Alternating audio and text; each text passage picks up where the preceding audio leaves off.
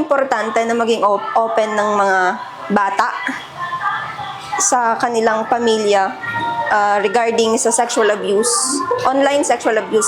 Kasi kadalasan sa mga target ngayon, 'di ba? Mostly mga, kung hindi kabataan, mga bata, kasi sila yung hindi ganun kalaki yung awareness nila when it comes to sexual abuse, especially online. Kasi alam naman natin ngayon na yung generation ngayon na mas malaki yung parang,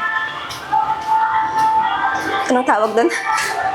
mas maraming bata ngayon ang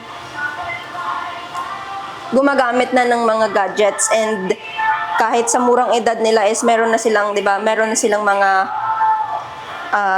online accounts, 'di ba?